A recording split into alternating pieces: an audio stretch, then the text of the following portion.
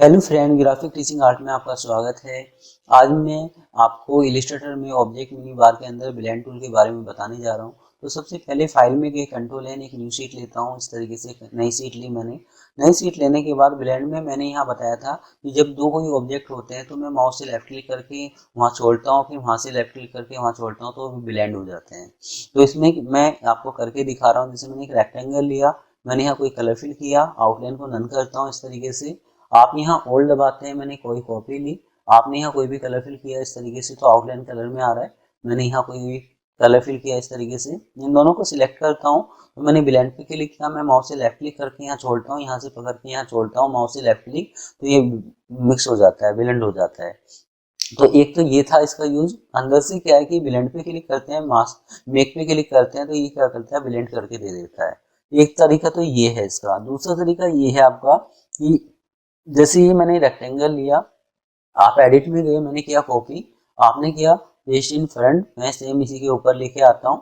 अब हम ओल्ड दबाते हैं, तो मैं इस तरीके से इसका साइज छोटा करता हूँ। और आपने यहाँ कोई भी कलर फिल किया जैसे इस तरीके से, तो अभी सेंटर से हम माउस से यहाँ से बाहर से तो ब्लेंड कर नहीं सकते, क्योंकि सेंटर से मैं माउस से लेफ्ट क्लिक करके और वहाँ छोड़ता था, वहाँ से पकड़ के यहाँ छोड़ता था।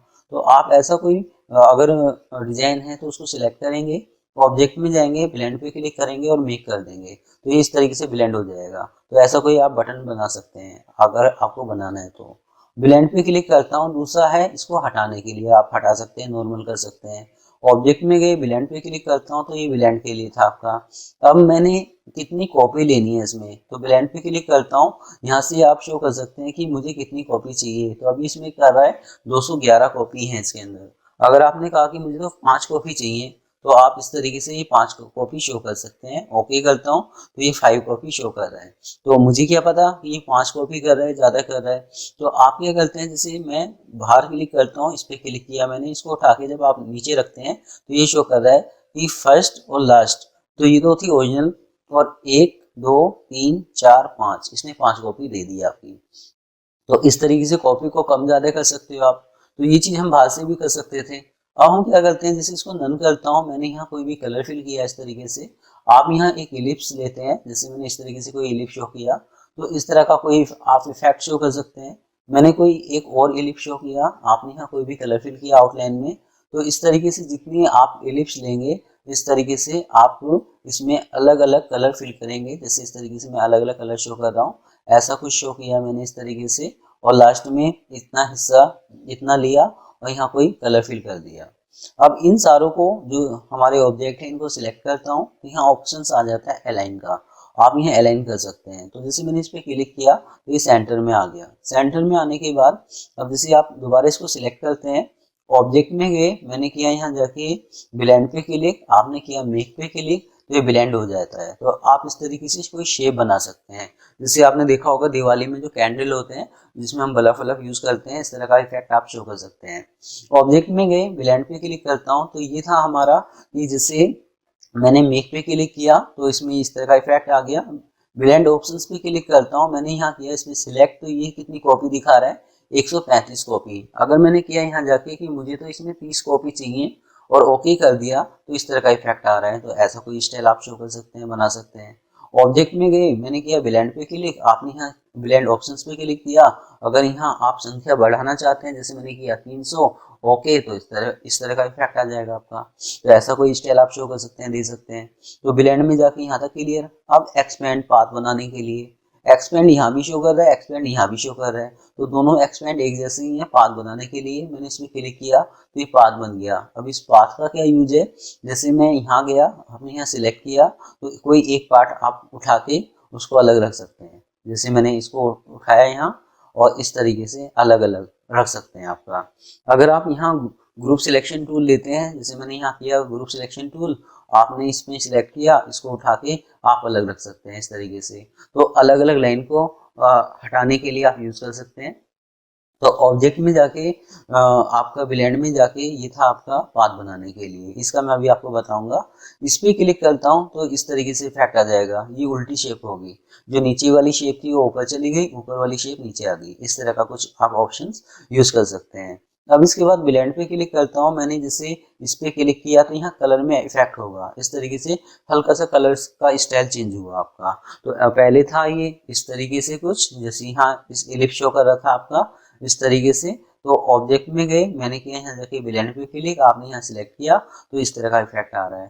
तो वो जो इलिप्स था वो खत्म कर दिया उसने, ये वो अंदर का जो कलर है वो उसमें दिखा रहा है इस तरीके से। तो ऐसा कोई इफेक्ट आप शो कर सकते हैं, बना सकते हैं ब्लेंड से। अब इसके बाद मैं इसको करता हूँ डिलीट। डिलीट करने के बाद ऑब्जेक्ट में गए, ब्लेंड में गए, हमारा ये ऑप्शन रह गया था। तो इसके लिए हम क्या करें, तो सबसे पहले मैंने नन किया, फिल में कोई भी कलर फिल करता हूँ और इस तरीके से मैंने इसमें कोई एलिप्स शो कर दिया इस तरीके से। अब आप यहाँ कोई भी कलर फिल करते हैं, जो भी आपको कलर देना है आप कलर दे सकते हैं। अब हम क्या करते हैं, ओल्ड दबा के मैंने इसमें कॉपी ली, जैसे इस तरीके से मैं कोई कॉपी शो करता हूँ।